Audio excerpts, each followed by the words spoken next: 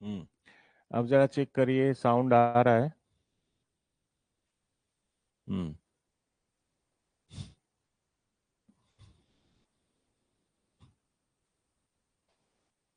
Check करिए, sound आ रहा है या नहीं आ रहा है?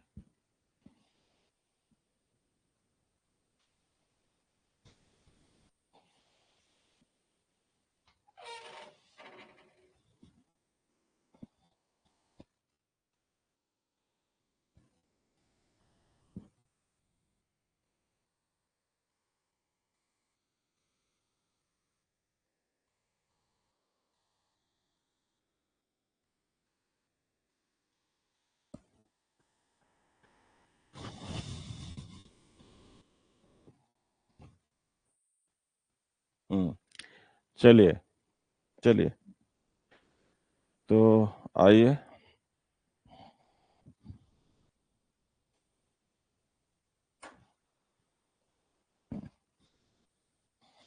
हम्म। आइए, अब चेक करिए, साउंड आ रहा है? साउंड आ रहा है? Please check the sound.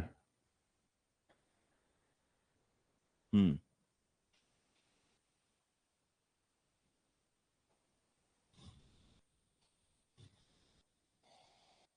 ठीक है, साउंड अब आ रहा है, प्लीज कंफर्म।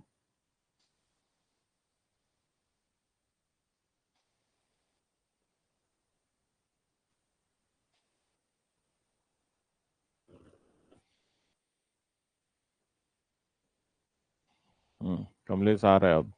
ठीक है, ठीक है।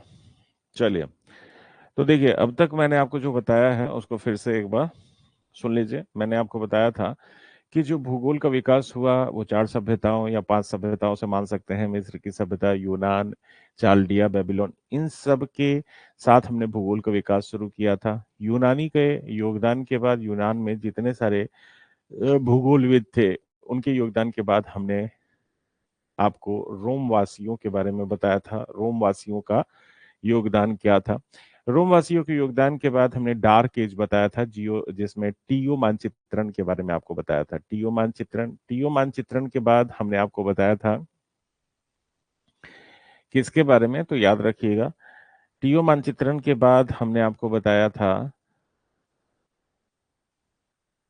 अरब भूगोलवेताओं के बारे में। अगर अरब भूगोलवेताओं के बाद हमने डिस्कवरी के बारे में बताया था कि कैसे कैसे महाद्वीप खोजे गए थे। इन सब के बारे में जानकारी हमने पिछली क्लास में आपको दी थी। और ये डिस्कवरी का जो युग था वो लगभग 17वीं 18वीं शताब्दी तक चलता रहा। और इस युग में बहुत सारे इन्वेंशन हुए हैं, पुनर्जागरण एक तरह से कह सकते हैं इनको, काल को। अब उस दौरान सबसे पहले खोज और अन्वेषण के काल में हम सबसे पहले अब देखते हैं भूगोल के रूपरेखा को। यानी भूगोल अगर शुरू हुआ है तो कहाँ से हम इसको मान सकते हैं, किनका योगदान है, इसको जरा हम अब देखते हैं। तो अब हम आते हैं किस में, तो आते हैं वारेनियस। अब देखिए, वारेनियस में आइए, वारेनियस।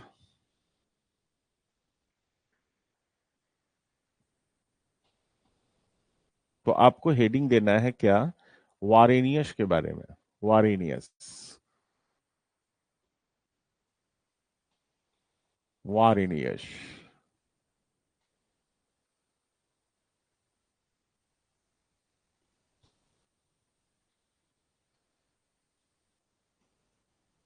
ठीक है, वारेनियस।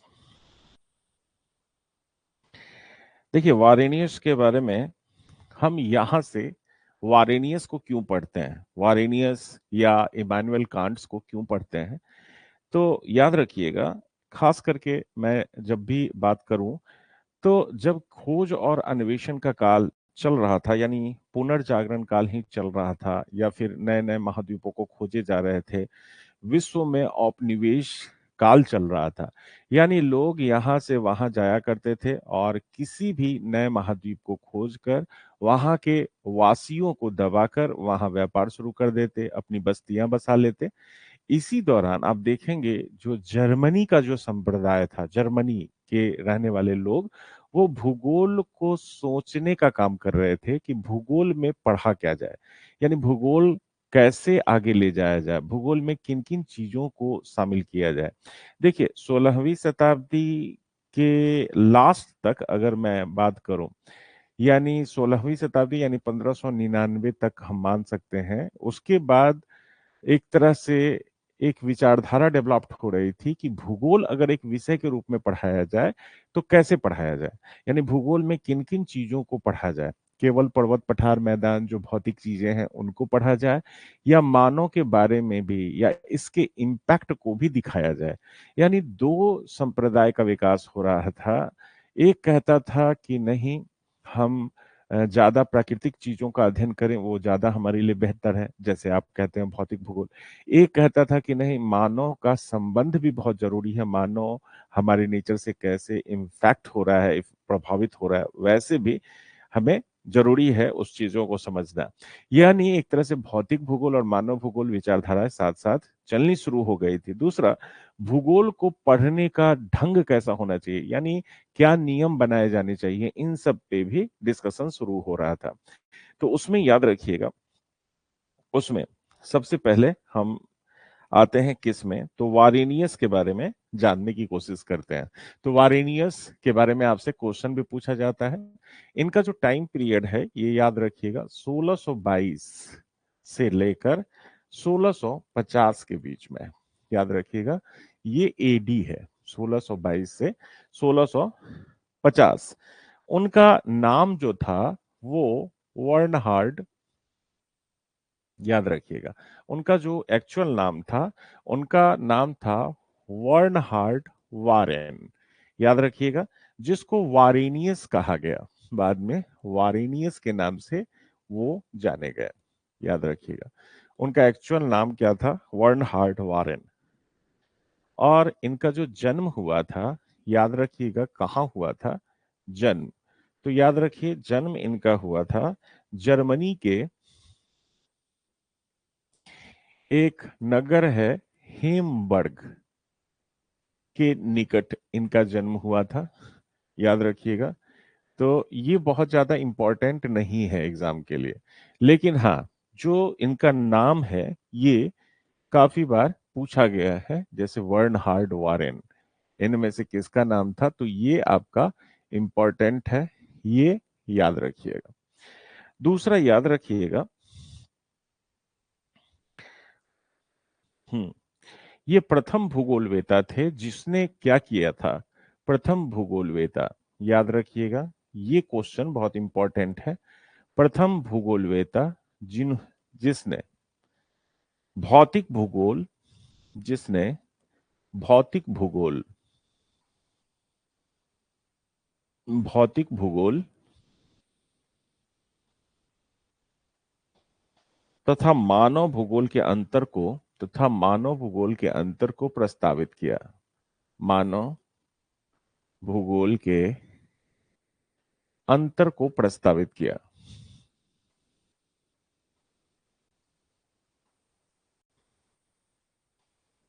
याद रखिएगा मानव भूगोल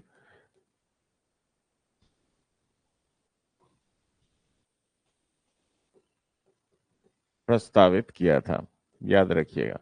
तो प्रथम भूगोलवेता जिसने भौतिक भूगोल तथा मानव भूगोल के अंतर को, भौतिक भूगोल तथा मानव भूगोल के अंतर को प्रस्तावित किया था, ये थोड़ा आपके लिए क्या है, तो इम्पोर्टेंस रखता है, ये इम्पोर्टेंट है। प्रथम भूगोलवेता जिसने भौतिक भूगोल तथा मानव भूगोल के अंतर को प्रस्तावित किया था। तो ये काफी क्वेश्चन पूछा जाता है। दूसरा एक और क्वेश्चन काफी इंपॉर्टेंट है, इसमें कौन सा क्वेश्चन, तो याद रखिएगा ये कई बार आपसे पूछा जाता है। वारेनियस ने भूगोल को दो भागों में बांटा था, याद रखिएगा। तो सर्वप्रथम प्रथम भूगोलवेता, याद रखिए प्रथम भूगोलवेता थे जिन्होंने, जिन्होंने जिसने भूगोल को दो भागों में बांटा था, जिसने भूगोल को दो भागों में बांटा था, याद रखिएगा। अब यहां से आपका विचारधारा भी शुरू हो रहा है। भागों में बांटा था, याद रखिएगा। ये क्या था? तो पहला था जिसको हम कहते हैं क्या, सामान्य भूगोल। याद रखिए, सामान्य भूगोल, सामान्य भूगोल। ठीक है, सामान्य भूगोल। दूसरा आप इसको कहते हैं विशिष्ट भूगोल। तो सामान्य और विशिष्ट, याद रखिएगा, सामान्य और विशिष्ट भूगोल में इसको बांटा था। सामान्य तथा विशिष्ट भूगोल में इसे बांटा गया था। देखिए, समान भूगोल को हम जनरल ज्योग्राफी भी कहते हैं। अब अगर मैं आपसे कहूं कि इसका सामान्य भूगोल क्या था, अगर मैं आपसे कहूं कि सामान्य भूगोल क्या था और विशिष्ट भूगोल या स्पेशल ज्योग्राफी क्या था, दोनों को जरा समझने की कोशिश करिए। क्या है? जैसे सामान्य भूगोल आप कहते हैं ना, वर्ल्ड फिजिकल ज्योग्राफी। जैसे अगर मैं आपसे कहूं कि जियोमॉर्फोलॉजी आप पढ़ रहे हैं, तो इन दोनों में किस में शामिल करेंगे? जियोमॉर्फोलॉजी, भू आकृति विज्ञान। तो भू आकृति विज्ञान में अगर मैं कहूं कि भौतिक भूगोल शामिल है, समुद्र विज्ञान में भौतिक भूगोल शामिल है, या फिर अगर मैं आपसे कहूं कि जलवायु विज्ञान, उसमें भौतिक भूगोल शामिल है। लेकिन ये जलवायु विज्ञान जो आप पढ़ते हैं, ये पूरे विश्व के लिए कॉमन नियम बनाता है। कॉमन नियम का क्या मतलब है? कॉमन नियम का ये मतलब है कि अगर किसी भी क्लाइमेट्स में कोई नियम है, अगर अगर मैं आपसे कहूं कि क्लाइमेट में अगर कोई भी नियम है, याद रखिएगा, तो क्लाइमेट्स के नियम को पूरे सार्वभौमिक रूप से अगर आप समझ रहे हैं, जैसे विश्व स्तर पे समझ रहे हैं, तो इसका मतलब वो सामान्य भूगोल है। लेकिन अगर मैं कहूं विशिष्ट भूगोल क्या है, तो विशिष्ट भूगोल का मतलब है अगर मान लीजिए किसी भी थिंग को आप किसी क्षेत्र विशेष के संदर्भ में समझ रहे हैं। अब जाहिर सी बात है कि ब्रिटेन का जो जलवायु होगा वो विषुवत रेखा के जलवायु से अलग होगा। तो हम भूगोल को अगर किसी क्षेत्र विशेष के रूप में या किसी क्षेत्र रूप में अगर हम अध्ययन करते हैं, तो याद रखिएगा उसको हम क्या कहते हैं? विशिष्ट भूगोल कहते हैं। तो याद रखिएगा, इसको स्पेशल भूगोल के साथ साथ एक दूसरा भूगोल भी हम नाम देते हैं। जैसे अगर मैं आपसे कहूं कि इसको हम क्या नाम देते हैं, तो इसको हम सिस्टमेटिक ज्योग्राफी भी कहते हैं। याद रखिएगा, इसको हम क्रमबद्ध भूगोल भी कहते हैं। याद रखिएगा, क्रमबद्ध भूगोल। या फिर इसको इंग्लिश में हम क्या कहेंगे? इंग्लिश में इसको हम कहेंगे सिस्टमेटिक ज्योग्राफी। याद रखिए, सिस्टमेटिक ज्योग्राफी। ठीक है। और इसको अगर हम कहें तो इसको हम क्षेत्रीय भूगोल भी कहते हैं। याद रखिए, क्षेत्रीय भूगोल।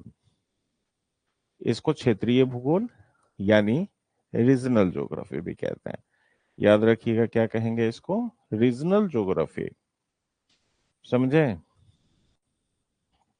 हम्म। हाँ, वीरेंद्र चौहान पीडीएफ। पीडीएफ मिल जाएगा बेटा, थोड़ा सा इंप्लीमेंट मुझे करने दो, नए नए चीजों को उसमें जोड़ने दो, और हम अब डालना शुरू करेंगे। लेकिन ये जो बोर्ड का पीडीएफ है, ये आप लोगों को तो डेली मिल ही रहा है। हाँ, लेकिन ये जो पीडीएफ है, नोट्स का पीडीएफ है, वो थोड़ा सा मिलने में आप लोगों को लेट हो रहा है। तो मैं चाहूंगा जल्दी ही मिल जाए आप लोगों को। ठीक है? हाँ, वीरेंद्र तुम्हारा नोट्स बन रहा है? हाँ, याद रखिएगा, नोट्स बनाते रहिएगा। अब जरा देखिए, आगे आगे चलते हैं। यहां तक हो गया है, अब आगे चलते हैं। देखिए, मैं जितना भी आप लोगों को क्लास दे रहा हूं, ये क्लास एक तरह से अगर आप पूरे नोट्स के रूप में उतारेंगे, तो मुझे लगता है 1000-1200 पेज का नोट्स हो जाएगा क्लास के समाप्त होते होते तक। तो याद रखिएगा इन सब चीजों को। अब देखिए, अब अगर मैं कहूं कि जो सामान्य भूगोल है, हम्म, सामान्य भूगोल है, इस पे थोड़ा सा हम चर्चा कर लेते हैं। सामान्य भूगोल, मैंने आपको कहा कि सामान्य भूगोल क्या है। सामान्य भूगोल अगर मैं आपसे कहूं ये क्या है, तो मैंने कहा सामान्य भूगोल को हम विशिष्ट भूगोल, सॉरी, क्रमबद्ध भूगोल भी कह सकते हैं। क्रमबद्ध भूगोल भी कह सकते हैं। ठीक है, यानी जनरल ज्योग्राफी। जनरल ज्योग्राफी, ठीक है, या फिर इसको सिस्टमेटिक ज्योग्राफी भी हम कहते हैं। सिस्टमेटिक ज्योग्राफी भी हम कहते हैं। अब सिस्टमेटिक ज्योग्राफी हम क्यों कहते हैं, सवाल है कि सिस्टमेटिक क्यों कहते हैं। जैसे आप फिजिकल ज्योग्राफी, भौतिक भूगोल, जो विश्व का भौतिक भूगोल है, वही एक तरह से सामान्य भूगोल हुआ। अब उसमें जो नियम बनाए गए हैं, वो नियम अपने आप में, अपने आप में अगर मैं आपसे कहूं, ये अपने आप में आश्रित नहीं है, वो किसी न किसी चीज पे आश्रित है। याद रखिएगा, वो किसी न किसी चीज पे आश्रित है। जैसे अगर मैं आपसे कहूं कि मान लीजिए, अगर मैं आपसे कहूं कि मान लीजिए कि पर्वत पे जाते हैं, पर्वत पे जाएंगे तो टेम्परेचर गिरना शुरू हो जाता है। तो जैसे जैसे पर्वत के ऊपर जाएंगे, टेम्परेचर क्या होगा, प्रति 1000 मीटर -6.5 डिग्री सेल्सियस कम होता है। ठीक है, तो ये किस चीज का नियम है, जनरल ज्योग्राफी का नियम है। तो ये अगर मैं कहूं कि वर्ल्ड ज्योग्राफी में अगर आप पढ़ रहे हैं और सामान्य ताप पतन दर पढ़ रहे हैं, नॉर्मल लैप्स रेट पढ़ रहे हैं, तो ये नॉर्मल लैप्स रेट, अगर मैं आपसे कहूं, ये क्या है, एक वर्ल्ड ज्योग्राफी का सामान्य सा नियम है। अब इसमें सिस्टमेटिक क्या है, तो सिस्टमेटिक ये है कि ऊंचाई बढ़ने के साथ साथ तापमान में कमी आती है। ऊंचाई के साथ तापमान में कमी, तापमान में कमी। अब अगर मैं कहूं कि तापमान में कमी क्यों, क्यों है कमी, क्यों है कमी, तो आप कहेंगे इसके लिए कौन सा गैस जिम्मेवार है, तो ग्रीन हाउस गैस। अगर ग्रीन हाउस गैस नहीं होता तो क्या होता, हमारा जो पृथ्वी है, हीटिंग और कूलिंग प्रोसेस नहीं होता। तो यानी इसको आपने क्रम कर दिया, क्रम क्या किया, तो इसको जोड़ दिया किससे, तो ग्रीन हाउस गैस से। समझ गए। और भी बहुत सारी चीजों से जोड़ा गया है। अगर इसको भी खोलेंगे तो इसका मतलब आप इसको सिस्टमेटिक करते जा रहे हैं, जोड़ते जा रहे हैं, इसके नियम बनाते जा रहे हैं। तो ये क्या हो गया, एक तरह का सामान्य भूगोल हो गया। अब देखिए, वारेनियस ने इसको भी 3 भागों में बांटा। तो यहां पे आप लिख सकते हैं, वारेनियस ने, वारेनियस ने, वारेनियस ने सामान्य भूगोल को पुनः 3 भागों में बांटा है। सामान्य भूगोल को पुनः 3 भागों में बांटा है, पुनः 3 भागों में।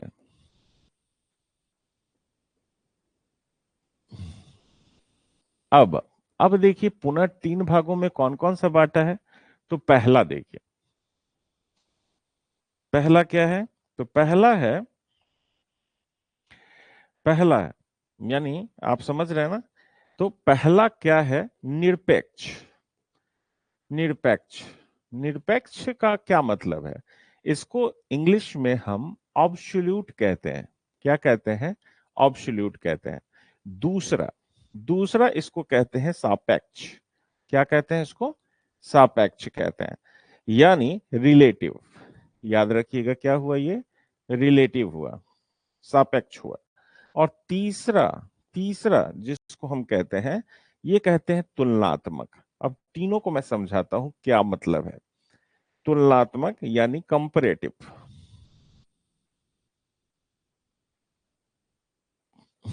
तो अब मुझे बताइए, वारेनियस ने जो सामान्य भूगोल को पुनः 3 भागों में बांटा, वो क्या है, इसका मतलब विश्व को एक इकाई मान लिया, विश्व को एक इकाई मान लिया, एक इकाई के रूप में, यानी सार्वभौमिक रूप में। जैसे ये जो नियम है विश्व में कहीं भी लागू होगा, ऐसा नहीं है कि इस जगह होगा कि पर्वत पे जाएंगे तो ठंडी लगेगी या पर्वत पे जाएंगे गर्मी लगेगी। तो ये हर जगह पे लागू होता है। हाँ, इसके कुछ अपवाद हो सकते हैं, लेकिन हाँ, ये सार्वभौमिक रूप से है। अब निरपेक्षता का क्या मतलब है, अगर मैं आपसे कहूं कि इसमें निरपेक्षता का क्या मतलब है, मुझे बताइए। निरपेक्षता का इसमें मतलब क्या हुआ, निरपेक्षता। हम्म। अब देखिए, अगर निरपेक्ष का मतलब है, इसका निरपेक्षता का मतलब भूमि भूमि के निरपेक्ष रूप में इसका वर्णन किया जाता है। भूमि से निरपेक्ष के रूप में इसका वर्णन किया जाता है, यानी रिलेटेड टू भू आकृति के संदर्भ में। रिलेटिव का मतलब है सापेक्षता। सापेक्षता का मतलब सूर्य तथा अन्य ग्रहों के संदर्भ में, सूर्य तथा अन्य ग्रहों के संदर्भ में, अन्य ग्रहों के संदर्भ में।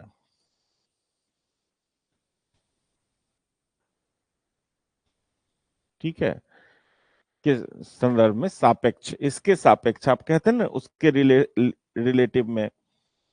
उसके बाद कंपैरेटिव का मतलब है कंपैरेटिव व्यू। कंपैरेटिव व्यू में उन्होंने नौ संचालन के सिद्धांत को माना था, नौ संचालन के सिद्धांत को, नौ संचालन के सिद्धांत इसमें दिए थे, याद रखिएगा, तुलनात्मक रूप से उन्होंने। तो याद रखिएगा, निरपेक्षता जो है उन्होंने कहा किसके संदर्भ में लागू होगी, यानी स्थलाकृति या भू आकृति के संदर्भ में निरपेक्षता लागू होती है। सूर्य तथा अन्य ग्रहों के संदर्भ में सापेक्षता लागू होगी, और तुलनात्मक नौ संचालन सिद्धांत जो दिया था उस समय का, उस समय का है, जो ये अब काफी इंप्लीमेंट हो गया है, इसलिए इसको इस रूप में याद करने की आपको जरूरत नहीं है, ये लेस इंपॉर्टेंट है, याद रखिएगा। तो इस पेज पे याद रखिएगा, ये आप याद करें या नहीं करें, नॉट इंपॉर्टेंट, क्योंकि ये कभी नहीं पूछा जाएगा। लेकिन मैं आपको बता दूं, पूछा क्या जाता है, ये वाला पार्ट सबसे ज्यादा पूछा जाता है। तो याद रखिए, ये सबसे ज्यादा इंपॉर्टेंट है कि सामान्य और विशिष्ट या क्रमबद्ध या क्षेत्रीय भूगोल, याद रखिएगा। ये समझ गए? तो यहां तक तो आप समझ गए, यहां तो समझ गए। इसके अलावा देखिए, वारेनियस ने कुछ किताबें भी लिखी थी, आपको इसको भी थोड़ा सा देखना होगा। अब दो किताब का जिक्र है, इनका जो इंपॉर्टेंट बुक है उसमें दो किताबों का जिक्र है। बुक कौन कौन सा है, किताब कौन कौन सा है, इसको देखिए। किताब कौन कौन सा है, इंपॉर्टेंट है, किताब कौन कौन सा है, ये जरा देखिए। इंपॉर्टेंट किताब कौन कौन सा है। पहला जो किताब है, ये काफी बार पूछा गया है, जिसका नाम है सामान्य भूगोल, जिसको हम कहते हैं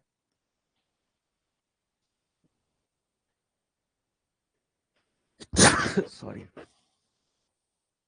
जिसको ज्योग्राफिया जनरलिस कहते हैं, याद रखिएगा, इंग्लिश में ज्योग्राफिया जनरलिस। ये कई बार पूछा गया है, इसको हिंदी में भी लिख दिया जाता है और आपसे पूछा जाता है कि ज्योग्राफिया जनरलिस ये किसका किताब है। तो पहली जो किताब थी ये ज्योग्राफिया जनरलिस थी।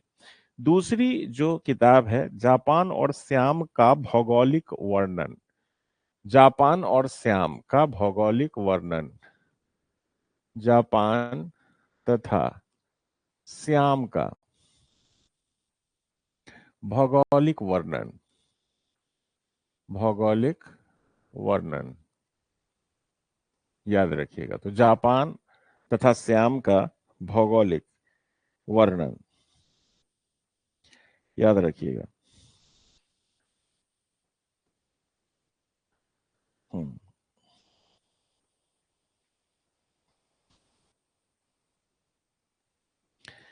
यहां तक ठीक है। अब देखिए, ये जो कभी कभी पूछा गया है कि ये जो जापान और श्याम का भौगोलिक वर्णन है, इसमें कितने चीजों का वर्णन है।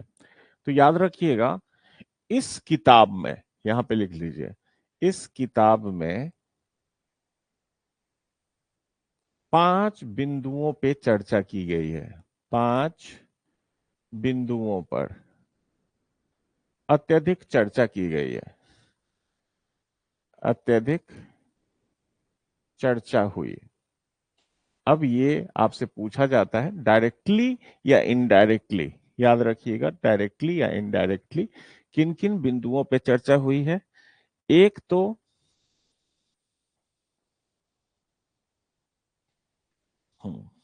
एक तो जापान का वर्णन है इसमें, पहला क्या है, तो इसमें जापान का वर्णन है, ठीक है, जापान का वर्णन है। उसके बाद वर्णन है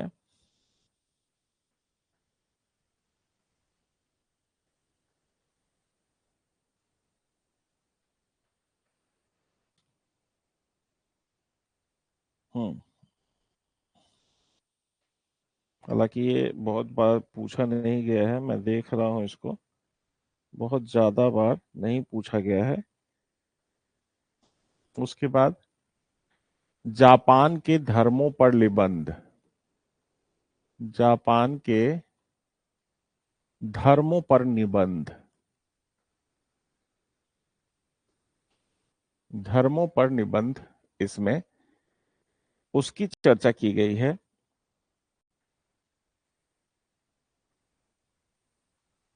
हम्म इसके बाद शासन का व्यक्तियों और स्थानों में संबंध, शासन का व्यक्तियों तथा स्थानों में संबंध। मैं यहाँ पे इसलिए ये लिख रहा हूं, हालांकि बहुत ज्यादा ये इंपॉर्टेंट नहीं है कि 5 बिंदुओं पे ये चर्चा हुई है। उसके बाद एस्काउटन द्वारा शाम का लैटिन में अनुवाद,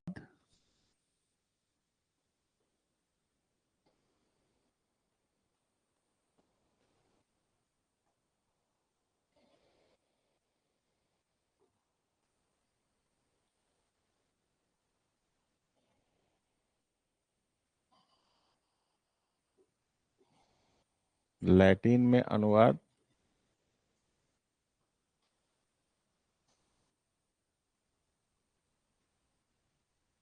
लियो अफ्रीकन्स द्वारा अफ्रीका के धर्मों का सार,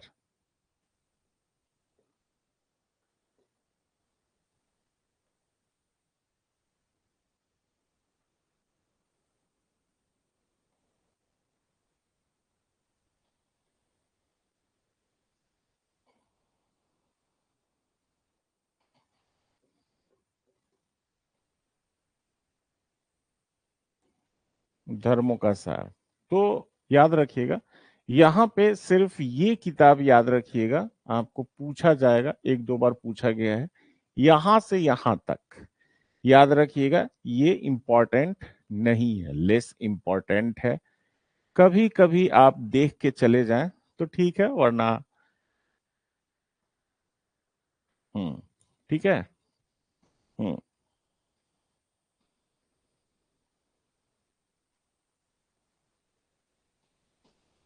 जहां तक समझ गए। हम्म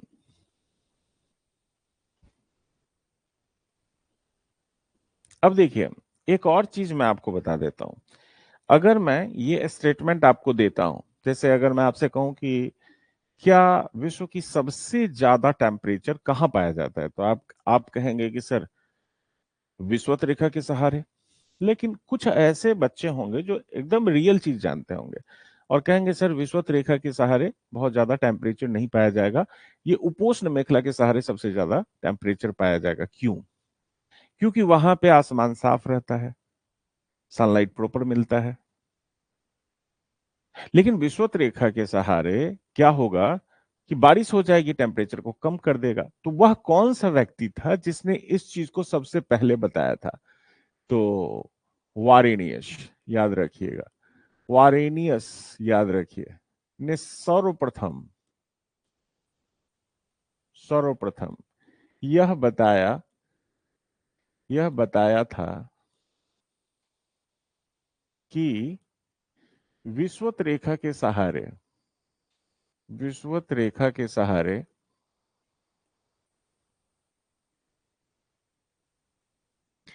सर्वाधिक तापमान नहीं पाया जाता। सर्वाधिक तापमान नहीं पाया जाता।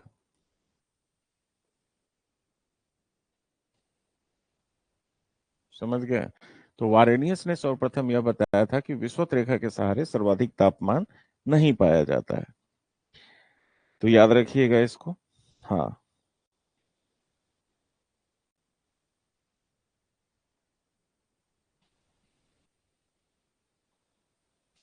ठीक है।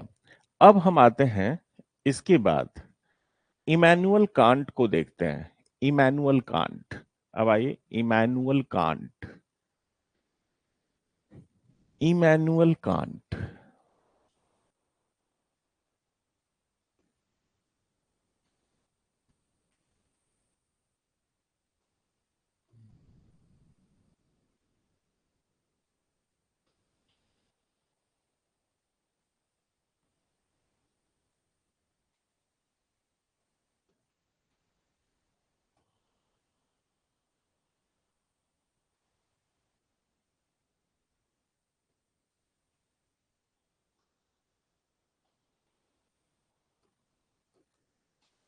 Emmanuel Kant.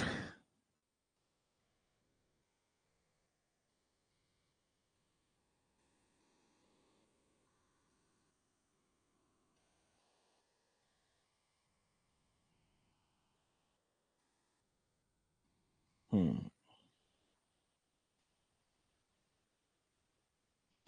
अब देखिए, ये इमैनुअल कांट एक तरह से कह सकते हैं कि ये एक तरह का रसियन कह सकते हैं। यूएसएसआर उस समय, और उससे भी पहले की बात अगर मैं आपसे कहूं, तो लेनिनग्राड में इसका जन्म हुआ था। लेनिनग्राड, याद रखिए, लेनिनग्राड में 12 अप्रैल 1724 में इसका जन्म हुआ। 1724, 12 अप्रैल को जन्म हुआ, इसका जन्म हुआ था। तो ये लेस इंपॉर्टेंट है, ये पूछा नहीं जाएगा बहुत ज्यादा।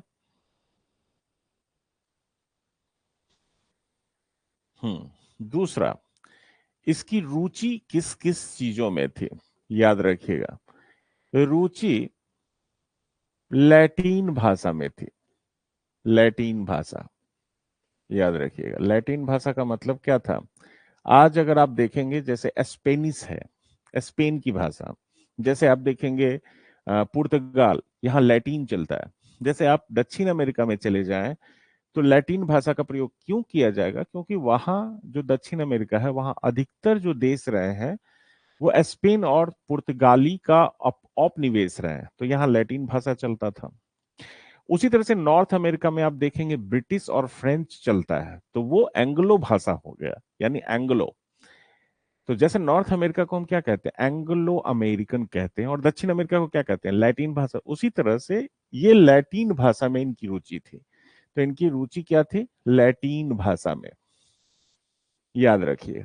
उसके बाद जानकार। जानकार जो थे, ये किन किन चीजों का जानकार थे? तो फिलॉसफी, याद रखिएगा, दर्शन के जानकार थे। इसके अलावा प्राकृतिक विज्ञान।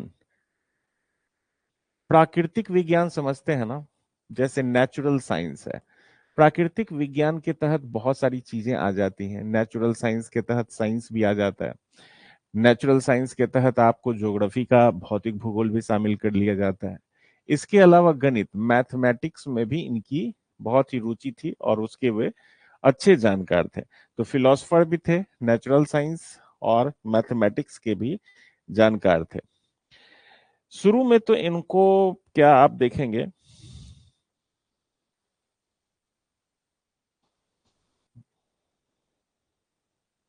हम्म हम्म तो शुरू में ये एक प्राइवेट ट्यूटर थे, लेकिन बाद में प्रोफेसर बने, लेकिन उनके पद को अस्वीकृत कर दिया। तो बहुत सारे चीज इनको मिला, लेकिन इन्होंने क्या किया? अस्वीकृत कर दिया। जैसे जेना विश्वविद्यालय, याद रखिए, जीना विश्वविद्यालय में इन्होंने क्या किया, जीना विश्वविद्यालय और एक और विश्वविद्यालय एरलान जीन विश्वविद्यालय, जीन विश्वविद्यालय, इन दो विश्वविद्यालय में यानी यूनिवर्सिटी में इन्होंने प्रोफेसर पद को अस्वीकार कर दिया था। प्रोफेसर पद अस्वीकृत किए थे। यानी थोड़े से दार्शनिक प्रकृति के थे, सेल्फ स्वाभिमानी व्यक्ति थे, ट्यूशन पढ़ा लिया लेकिन प्रोफेसर के पद को अस्वीकृत कर दिया। और ये सब कहाँ था, लेनिनग्राड। आज भी देखिएगा किसका पार्ट है, तो रूस का पार्ट है, रसिया का पार्ट है। तो जेना विश्वविद्यालय, लेनिनग्राड। इसके बाद बोर्ड ऑफ गवर्नेंस रहे थे और वाइस चांसलर रहे थे, याद रखिएगा।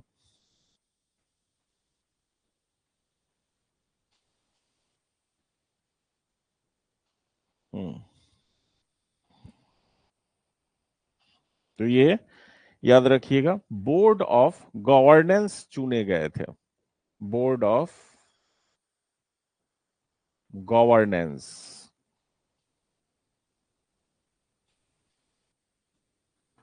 1781 का बात है कि ये बोर्ड ऑफ गवर्नेंस चुने गए थे। अब मैं आपको बता दूंगा कि कहां कहां क्वेश्चन किया जाएगा। बोर्ड ऑफ गवर्नेंस चुने गए थे, 1781 नहीं है, 80 लिख लीजिए इसको। हाँ, उसके बाद वाइस चांसलर के भी पद पर रहे थे ये, वाइस चांसलर, वाइस चांसलर भी थे 1786 में, आप देखेंगे।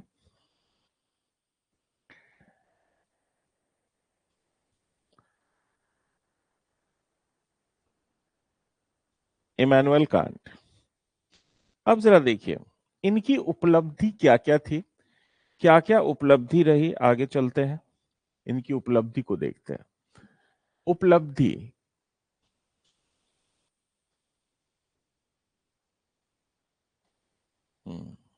उपलब्धि देखिए क्या थी।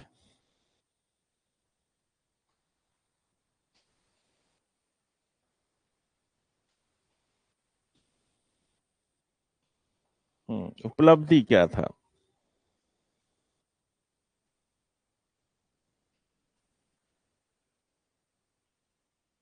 अब देखिए इससे पहले भूगोल में क्या था कि बहुत सारे धर्म का भी प्रभाव रहता था। जैसे आप ईसा के काल में देखेंगे, डार्क एज में देखेंगे, ईसाई धर्म का भूगोल पे बहुत ज्यादा प्रभाव रहता था। इतना प्रभाव था कि मानचित्र भी जब बनते थे तो जो उसमें आकृतियां होती थी वो भी धार्मिक होती थी। जैसे डार्क एज में आप देखिएगा मध्य में जेरूशलेम को दिखाया जाता था, बहुत सारे ऐसे प्रतीकों का प्रयोग किया जाता था जिसकी भावना धार्मिक होती थी। तो इसको हम क्या कहते हैं भूगोल में, थियोलॉजी। क्या कहते हैं इसको भूगोल में, थियोलॉजी। याद रखिएगा इसको क्या कहते हैं, तो थियोलॉजी। याद रखिएगा क्या कहते हैं इसको, थियोलॉजी। अब थियोलॉजी जो है,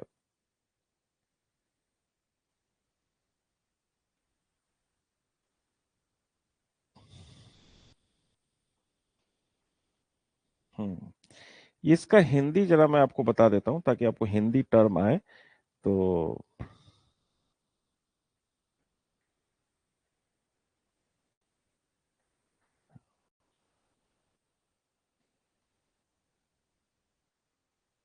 एक तरह का इसको हम धर्म शास्त्र कह सकते हैं, धर्म शास्त्र। ठीक है, तो आप देखेंगे ना कि भूगोल को एक धर्म शास्त्र के रूप में पढ़ा जाता था। तो इसको हम अरस्तु का प्रभाव कहते थे, भूगोल पर, भूगोल विषय पर धर्म का प्रभाव। ठीक है, तो प्रभाव, और ये थियोलॉजी जो धर्म का प्रभाव था, या ये कांट ने इसको समाप्त किया। तो इस भूगोल पर धर्म का प्रभाव ही क्या कहलाता है? थियोलॉजी कहलाता है, जो हमारे धर्मशास्त्र के रूप में भूगोल बन रहा था। अब इसको हम अरस्तु काल कहते हैं। अरस्तु काल में आप देखेंगे भूगोल पे धर्म का प्रभाव, धर्म के आधार पे भूगोल को इंटरप्रेट करना, कुछ वैसी कपोल कल्पित का भावनाओं को भूगोल पे लोड दे देना, समझा देना, ये थियोलॉजी था। लेकिन कांट ने इसको समाप्त कर दिया। कांट क्या था?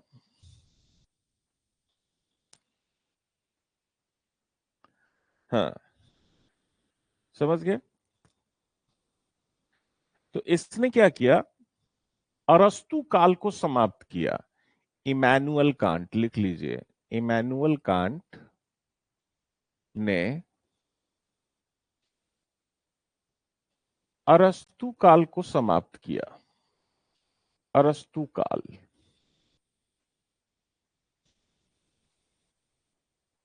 जिसको एज ऑफ थियोलॉजी कह सकते हैं, यानी धर्मशास्त्र का प्रभाव, ने अरस्तु काल को समाप्त किया तथा धर्म का, याद रखिएगा, तथा धर्म का भूगोल से प्रभाव समाप्त किया। इसका दूसरा रूप क्या हो सकता है? भूगोल पर धर्म का प्रभाव, धर्म का प्रभाव समाप्त किया।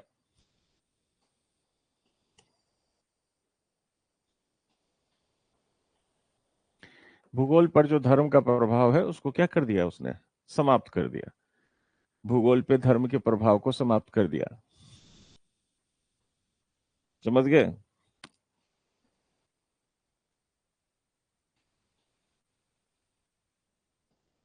तो इनका ये योगदान था। उसके बाद याद रखिएगा, इनकी जो पुस्तक थी, ये कई सारी पुस्तक थी।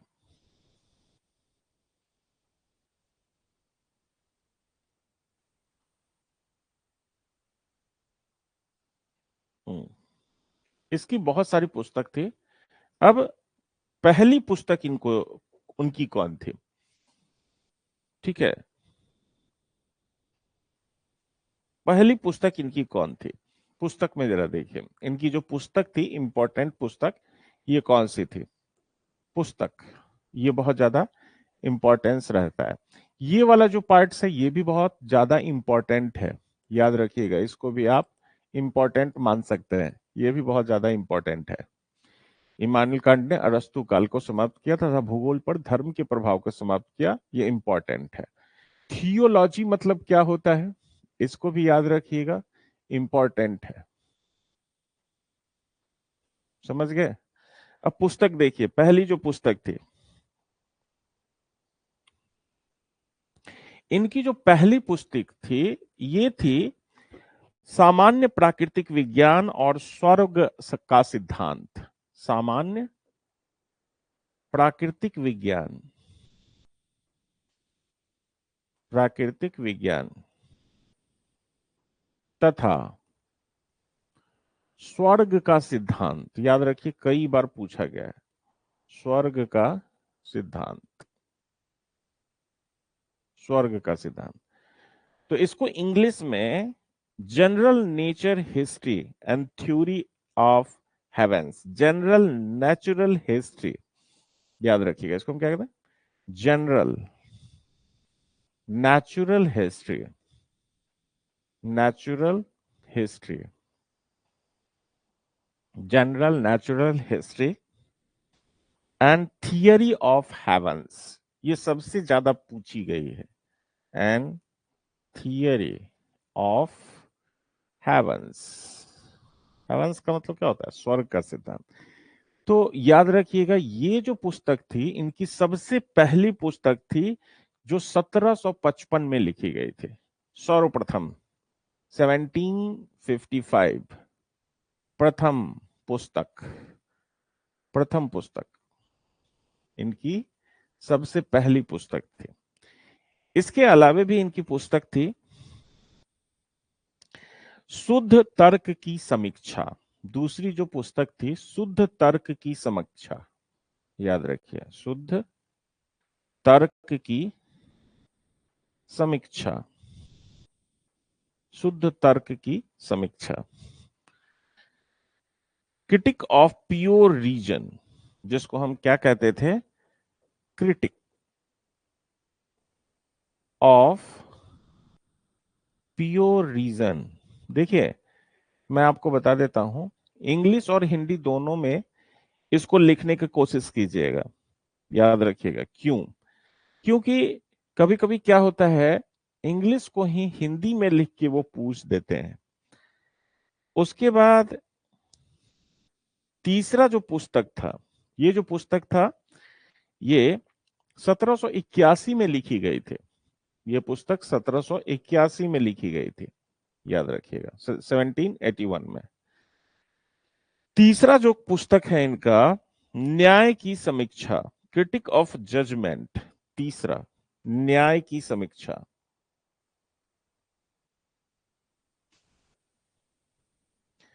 Critic of judgment, critique of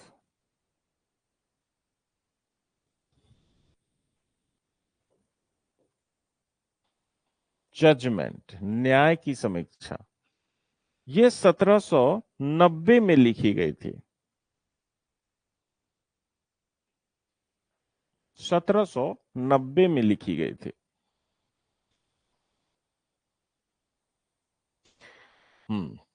इसके अलावा जो इनकी पुस्तक थी, यहां तक हो गया, तो आगे चलते हैं। इनके बाद जो इनकी पुस्तक थी, चौथी जो पुस्तक थी, जो हम पुस्तक की बात कर रहे हैं, चौथी जो पुस्तक थी, व्यवहारिक दृष्टिकोण से मानव विज्ञान। व्यवहारिक दृष्टिकोण से मानव विज्ञान।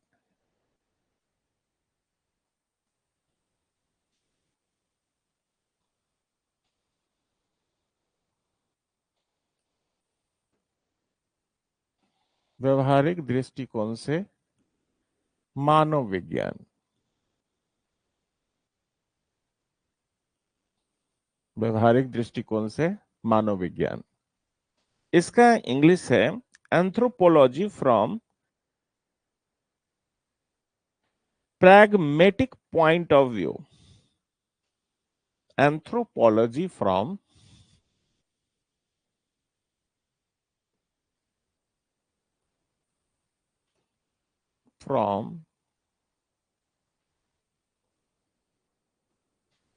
pragmatic point of view। pragmatic point of view।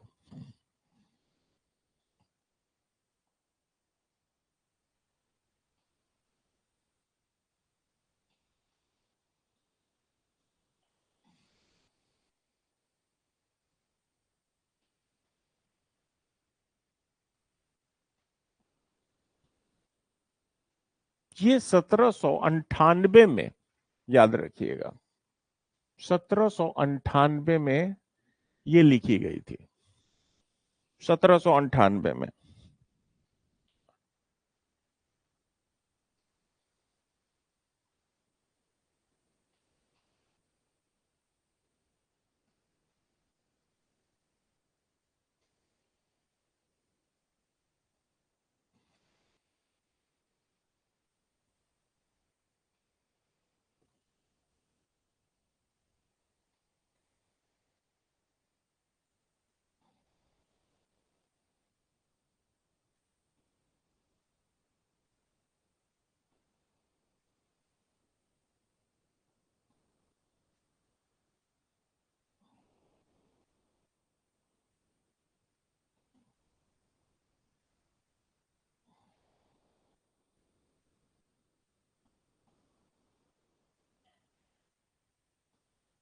ठीक है, यहां तक हो गया।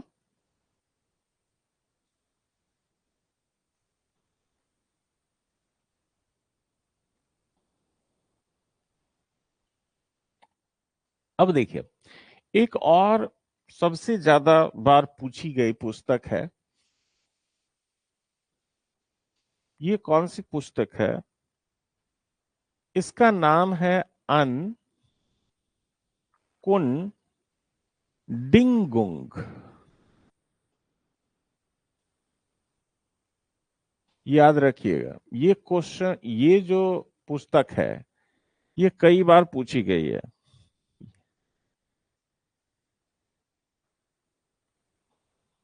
हम्म,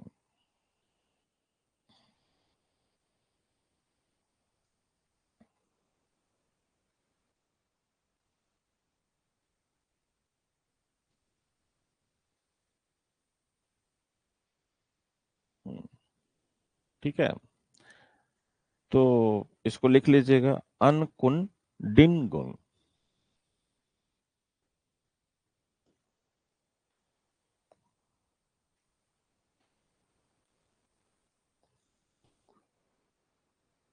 ऐसे इसको लिख लीजिएगा, ठीक है।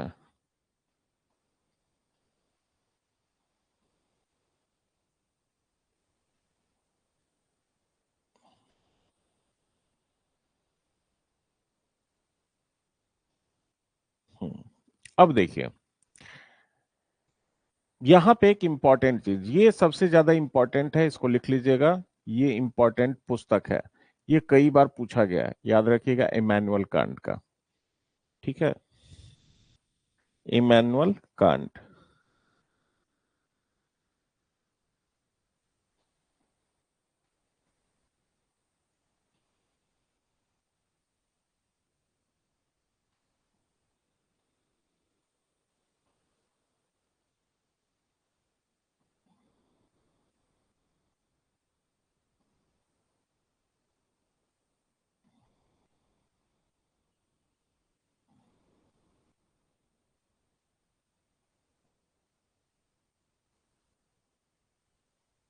हम्म,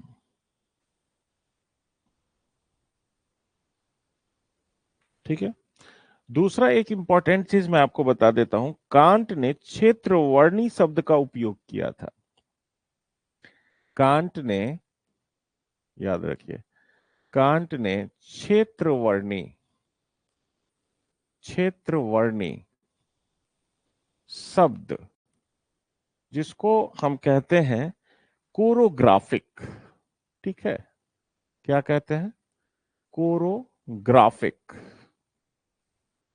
कोरोग्राफिक इस्तेमाल किया था। याद रखिए, जिसका अर्थ होता है वर्णनात्मक भूगोल। जिसका अर्थ क्या होता है? वर्णनात्मक भूगोल।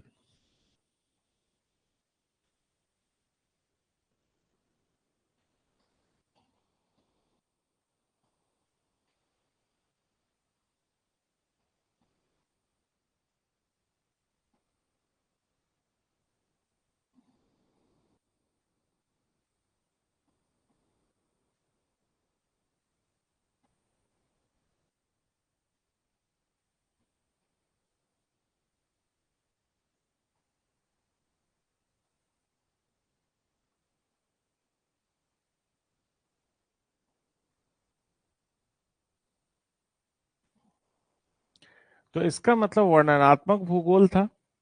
हैटनर ने इसको कोरोलॉजिक में परिवर्तित कर दिया। तो याद रखिएगा, हैटनर के बारे में जानते हैं, आगे मैं बताऊंगा। हैटनर ने इस शब्द को कोरोलॉजी में परिवर्तित कर दिया। कोरोलॉजी। अब आप कहेंगे सर, कोरोलॉजी का क्या मतलब होता है? कहेंगे ना, कोरोलॉजी,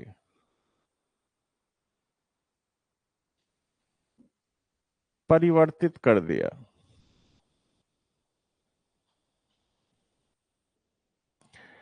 तो अगर मैं आपसे कहूं कि कोरोलॉजी शब्द सबसे पहले किसने दिया, तो याद रखिएगा, यहां जब भी क्वेश्चन आएगा तो हैटनर, हैटनर लिख दीजिएगा सर्वप्रथम। यहां पे लिख दीजिए कोरोलॉजी शब्द दिया था। ठीक है। यहां पे जो कोरोग्राफिक शब्द कांट ने यूज किया था, इसका अर्थ वर्णनात्मक था, यानी क्रमबद्धता से था। कोरोलॉजी का शब्द अर्थ क्या होता है, जरा देखिए। इसका अर्थ क्या होता है, अर्थ क्या है?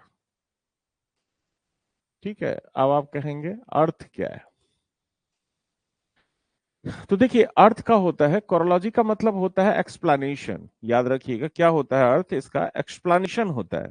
एक्सप्लेनेशन का क्या मतलब हुआ कि जब भी पृथ्वी पे किसी भी चीज को आप देखते हैं, जैसे अगर मैं आपसे कहूं कि पृथ्वी पे किसी क्षेत्र में अगर किसी जीव जंतु का डिस्ट्रीब्यूशन है, तो उसका वहां के भूमि से क्या संबंध है।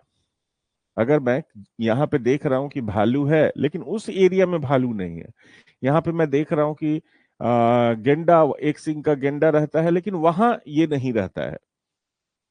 तो इसका मतलब हर जगह का एक वर्णन उसके स्पेसीज, उसके क्लाइमेट के संदर्भ में ही कोरोलॉजी कहलाता है। समझ गए? तो कोरोलॉजिकल वर्ड जो है, याद रखिएगा, कोरोलॉजिकल वर्ड का मतलब क्या होता है? इसका मतलब होता है कि स्थानीय या क्षेत्रीय विवरण, स्थानीय अथवा क्षेत्रीय विवरण, क्षेत्रीय विवरण, क्षेत्रीय विवरण,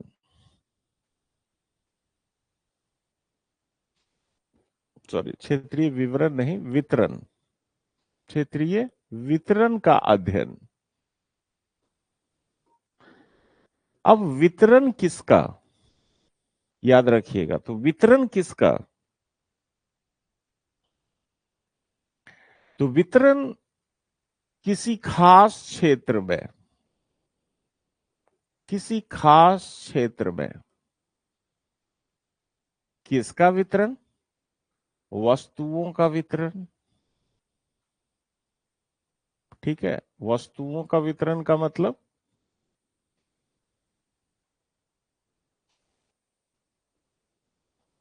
किसी भी संदर्भ में आप इसको समझ सकते हैं। जीवों का स्थानिक वितरण,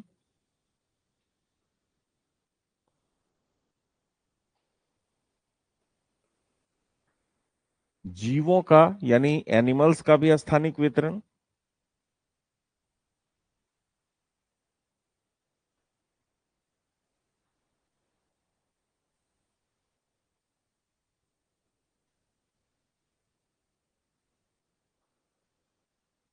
तथा उनका परस्पर, उनका परस्पर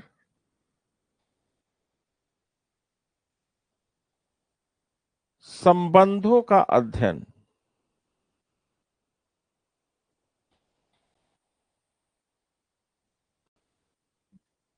ही क्या कहलाता है? कोरोलॉजी। यहां पे इसको लिख लीजिएगा, ही कोरोलॉजी कहलाता है। तो याद रखिएगा, अर्थ क्या है कोरोलॉजी का, मैंने आपको अर्थ बता दिया। तो कांट जहां कोरोग्राफी का यूज करते हैं, हेटनर वहीं पे कोरोलॉजी शब्द का सर्वप्रथम बार यूज करते हैं, इस्तेमाल करते हैं। याद रखिएगा।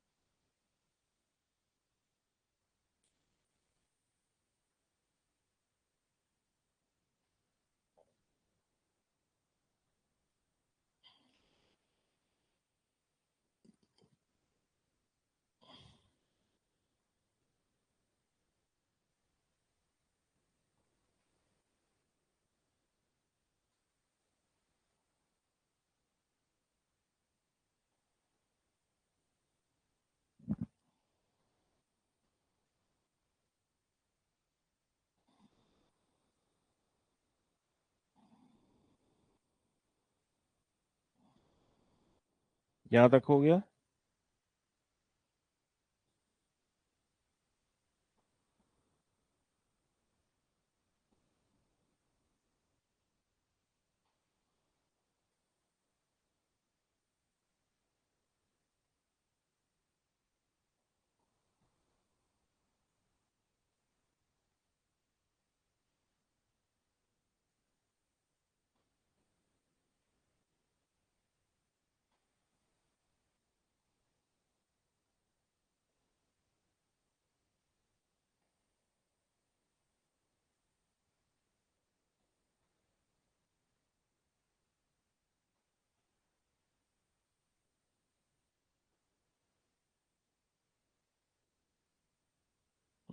अब देखिए, एक और चीज मैं आपको बता दूं। यहां पे कांट ने क्या किया था, एक बहुत इंपॉर्टेंट चीज है। कांट ने कांट ने भूगोल को उद्देश्यवाद से मुक्त करवाया था। कांट ने भूगोल को उद्देश्यवाद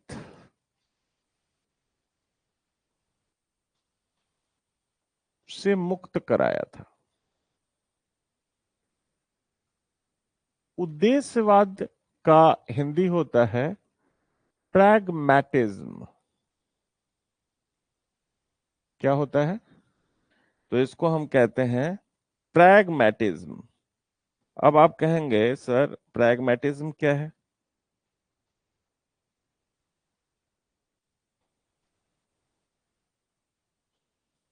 ठीक है।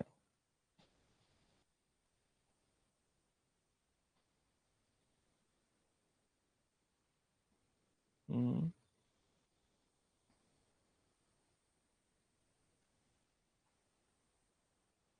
एक मिनट, थोड़ा सा मैं एक चीज आपको बता दूं।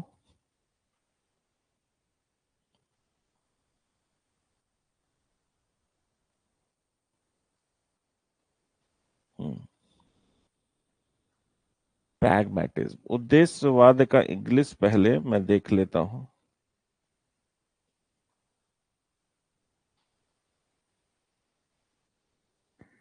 एक मिनट रुक जाइए।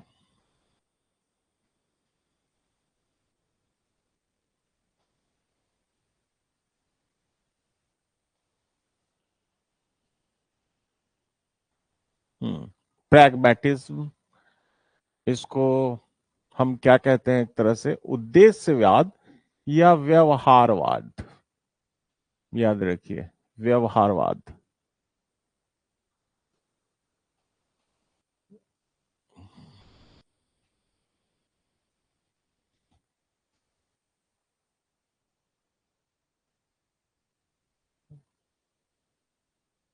दूसरा, याद रखिए प्रैग्मैटिज्म का क्या मतलब है, व्यवहारवाद का क्या मतलब है।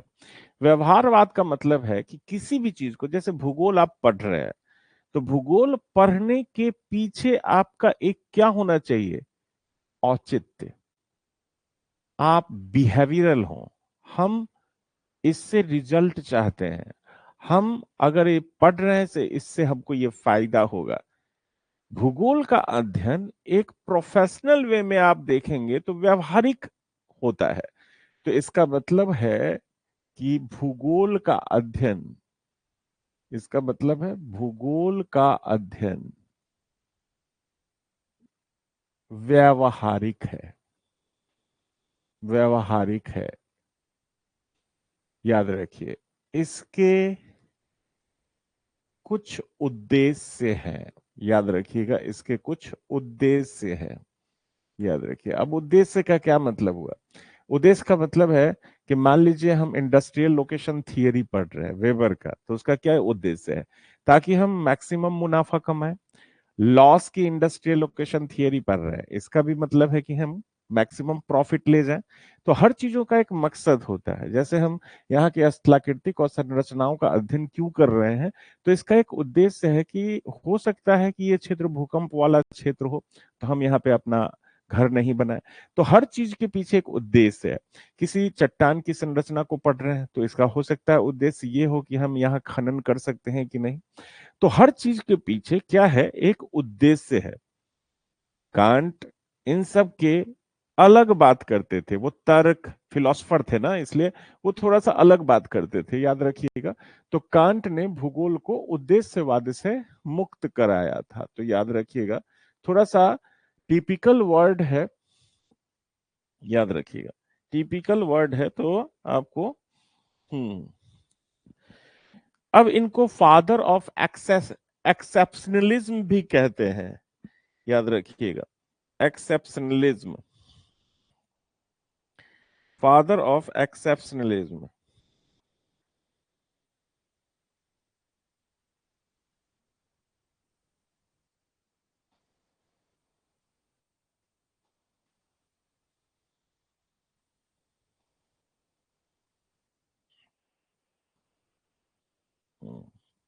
तो अब इसको क्या कहते हैं, इन्हें यहां पे लिख लीजिएगा, इन्हें फादर ऑफ, लिख लीजिए, फादर ऑफ एक्सेप्शनलिज्म।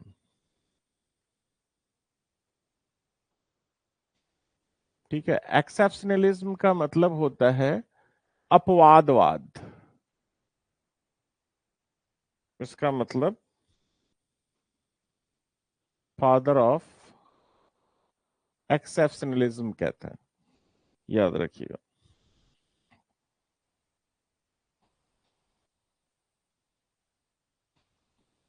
अब ये क्या है,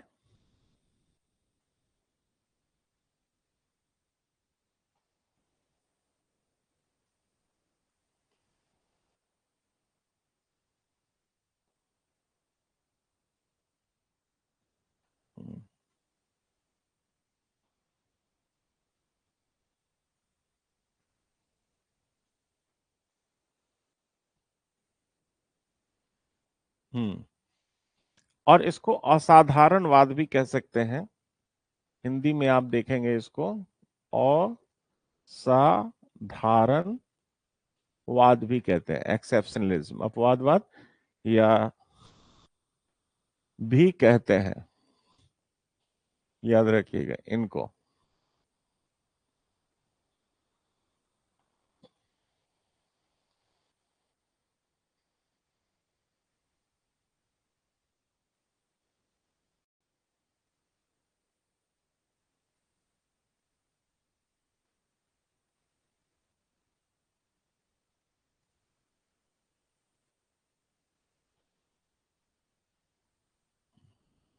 अब इसका मतलब क्या है, एक्सेप्शनलिज्म का क्या मतलब है?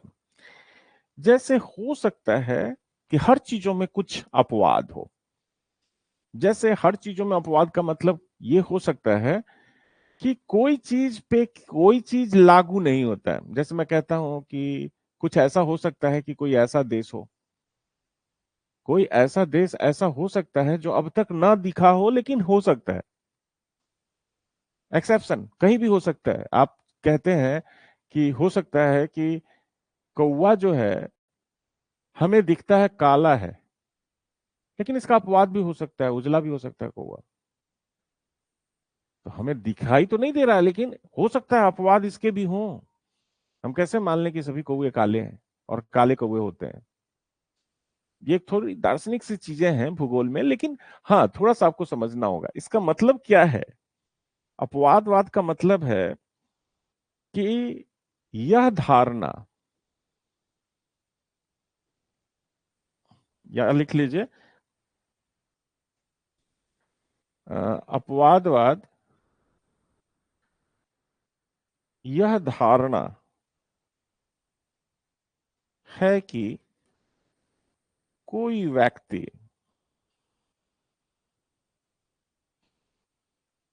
समूह, देश या संस्कृति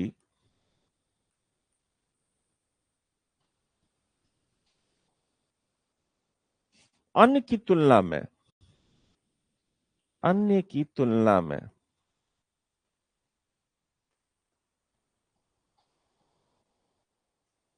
विशेष हो सकता है या असाधारण हो सकता है।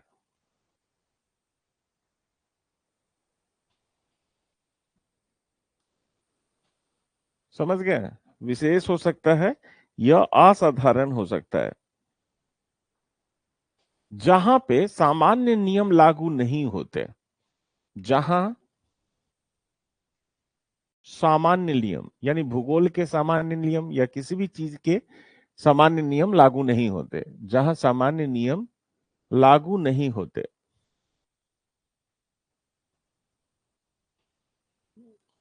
समझ गए?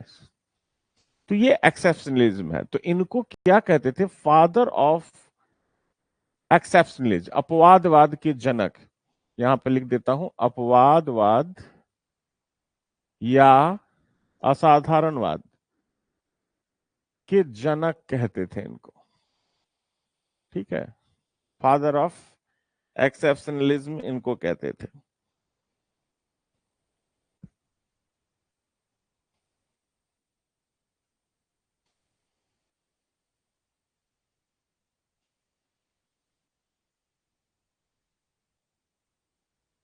हम्म। अब इनका कहना था कि पृथ्वी का ना अध्ययन 5 तरीकों से किया जा सकता है, 5 भिन्न प्रकार से इसकी व्याख्या की जा सकती है। तो यहां पे लिख लीजिए, इमैनुअल कांट के अनुसार पृथ्वी की व्याख्या, पृथ्वी की व्याख्या 5 भिन्न प्रकार से की जाती है, 5 भिन्न प्रकार से की जा सकती है।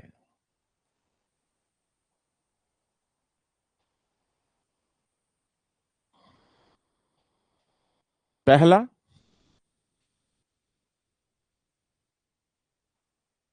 पृथ्वी का गणितीय अध्ययन। पहला ए लिख दीजिए, पृथ्वी का गणितीय अध्ययन। पृथ्वी का गणितीय अध्ययन। उसके बाद एक तरह से आचरण भूगोल, बिहेवियरल, आचरण भूगोल, बिहेवियरल, आचरण भूगोल। उसके बाद राजनीतिक भूगोल, राजनीतिक, जिसको हम पॉलिटिकल कह सकते हैं,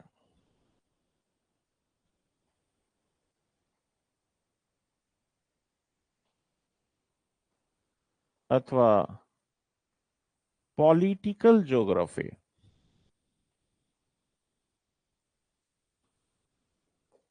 समझ गए? राजनीतिक भूगोल यानी पॉलिटिकल ज्योग्राफी।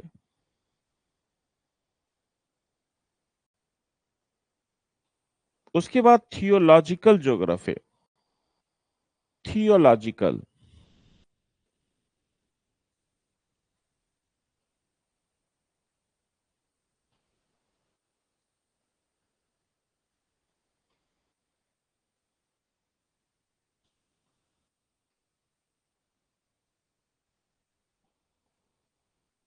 और एक उनका कहना था कि जो कॉमर्शियल ज्योग्राफी है, वाणिज्यिक भूगोल,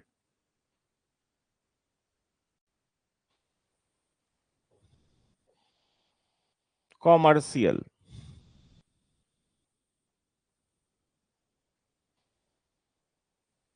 कॉमर्शियल ज्योग्राफी।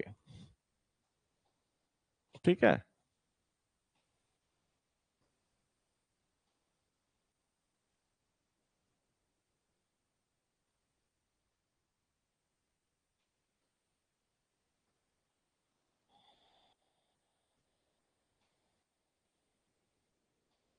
यहां लिख दीजिए, यहां जहां सामान्य नियम लागू नहीं होते। छूट गया था।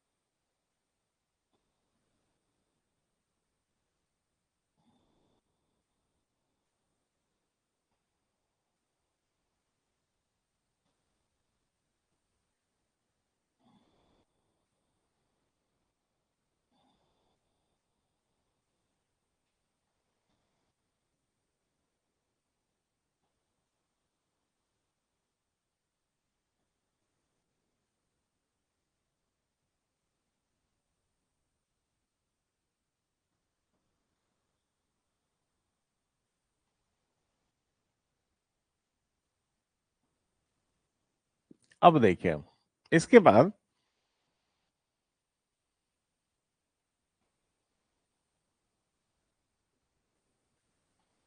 हम्म,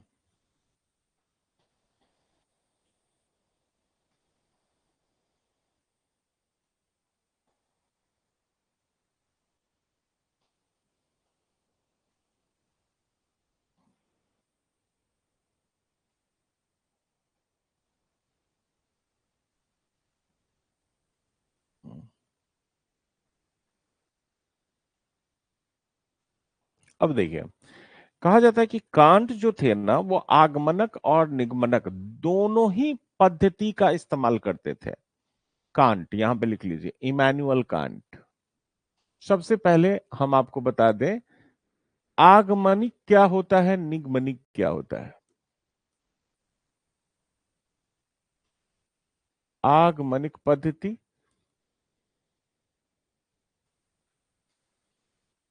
आगमनिक पद्धति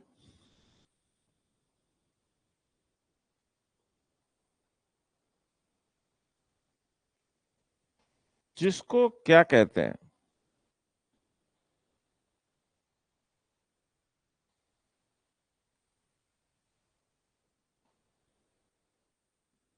इंडक्टिव अप्रोच।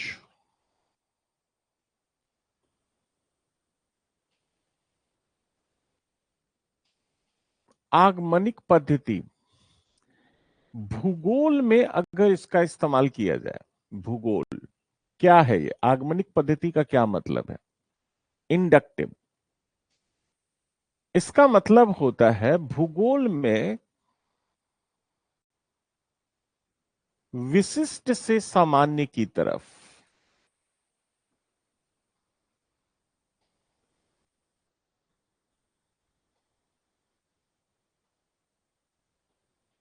यानी इसका मतलब स्पेशल टू पर्टिकुलर, नहीं sorry, particular to special, sorry,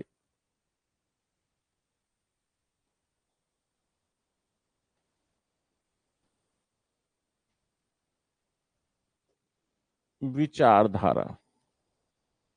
अब देखिए विशिष्ट से समान की तरफ विचारधारा का मतलब हो गया particular to general. Particular to general का क्या मतलब होता है, विशिष्ट से समान की तरफ का क्या मतलब होता है। यहां पे मैंने आपको पहले कहा कि सामान्य भूगोल क्या है, सार्वभौमिक है। सार्वभौमिक का मतलब विश्व के संदर्भ में, याद रखिएगा विश्व के संदर्भ में। और जो विशिष्ट है ये क्षेत्र के संदर्भ में है, याद रखिएगा। किसके संदर्भ में, क्षेत्र के संदर्भ में।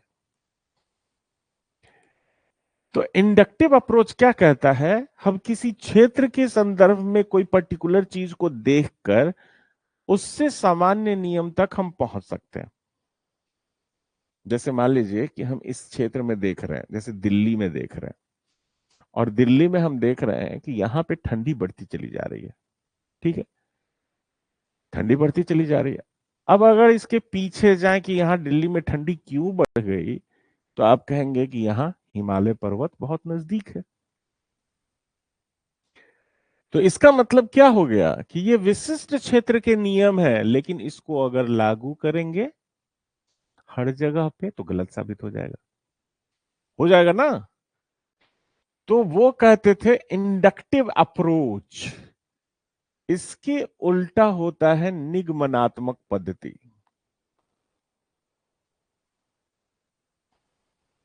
निगमनात्मक पद्धति का मतलब डिडक्टिव अप्रोच। डिडक्टिव अप्रोच का मतलब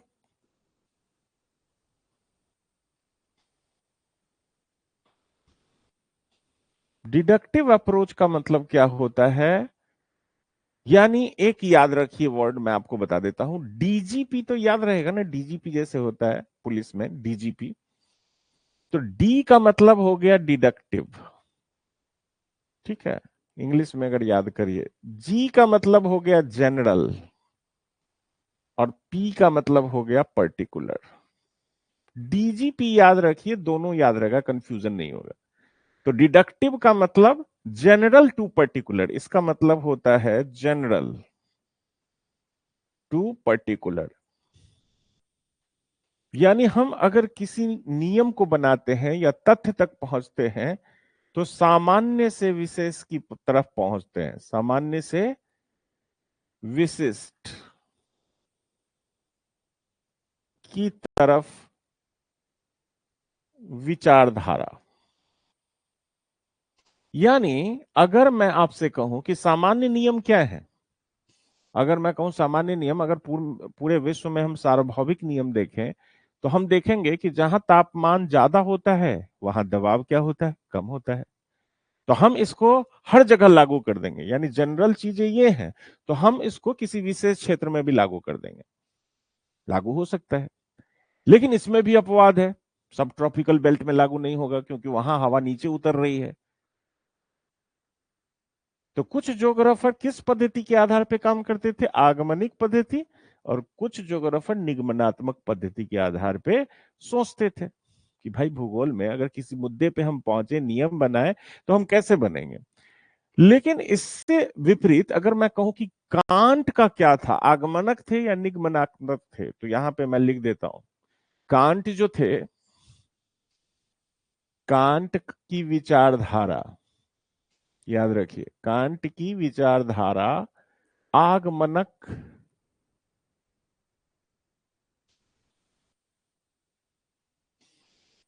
तथा निगमनक, याद रखिए, निगमनिक, दोनों ही विचारधारा को मानती थी, दोनों ही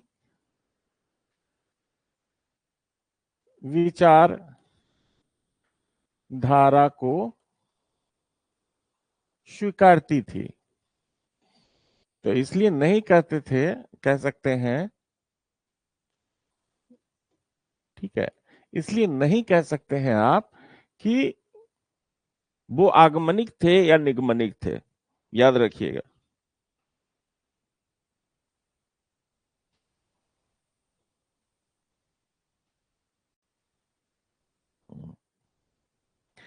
अब एक और चीज है जो मैं आपको यहीं पे लिख देता हूं,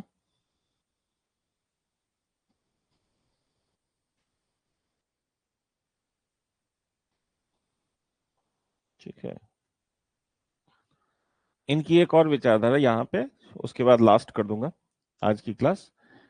तो उनका एक विचारधारा था कि मानचित्र का उपयोग, वो कहते थे कि मानचित्र का उपयोग भूगोल में कम महत्वपूर्ण है, कम महत्वपूर्ण है। इसका उपयोग शिक्षण, याद रखिए, इसका उपयोग शिक्षण के लिए किया जाना चाहिए, शैक्षणिक और प्रदर्शन के उद्देश्य से किया जाना चाहिए। तो इसका उपयोग शिक्षण तथा प्रदर्शन के उद्देश्य से किया जाना चाहिए, प्रदर्शन के उद्देश्य से किया जाना चाहिए।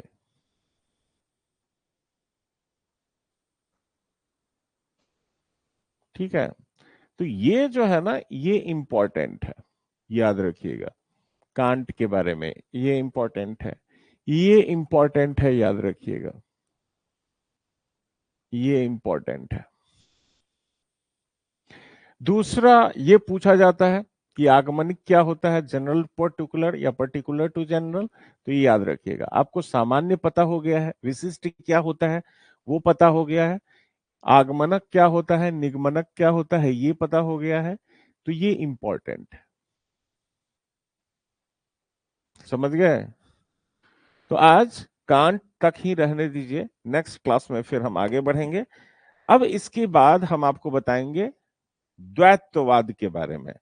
अब आधुनिक भूगोल की शुरुआत हो जाएगी, हमबोल्ट और रीटर के साथ ही, यहां तक क्या है, ट्रांजिशन में चल रहे हैं। अब हमबोल्ट और रीटर जैसे ही आएंगे तो बहुत सारे ड्वेलिज्म शुरू होंगे, विचारधारा कई सारी बनेगी, जैसे नियतिवाद, संभववाद की विचारधारा बन जाएगी। एक कहेंगे पर्यावरण हावी है मानव पर, एक कहेगा मानव हावी है पर्यावरण पर, एक होगा जिसको हम सिस्टमेटिक वर्सेस रीजनल कहेंगे, जैसे एक कहेगा कि नहीं हमें सामान्य भूगोल पे ध्यान देना चाहिए जिसमें क्रमबद्धता है, एक कहेगा नहीं मानव भूगोल पे, एक कहेगा कि नहीं क्षेत्रीय भूगोल पे ध्यान देना चाहिए, एक फिर डुअलिज्म आ जाएगा कि physical geography versus human geography, physical geography भूगोल में शामिल किया जाना चाहिए, एक कहेगा मानव भूगोल शामिल किया जाना चाहिए। इसी तरह से आइडियोग्राफिक, नैमोथेटेटिक है, इसी तरह से आगे हम विचारधाराओं को देखेंगे। तो अगली जो 2 क्लास होगी वह द्वैलिज्म या द्वैतवाद को लेकर होगी।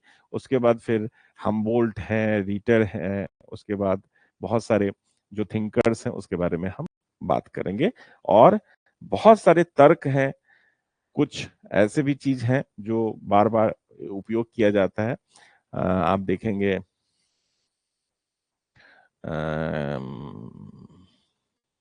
आपके सिलेबस में या क्वेश्चंस जब आता है तो उन सबको हम देखेंगे। तो आज की सभा यहीं समाप्त होती है। नेक्स्ट नेक्स्ट टाइम में फिर से हम आपसे मिलते हैं।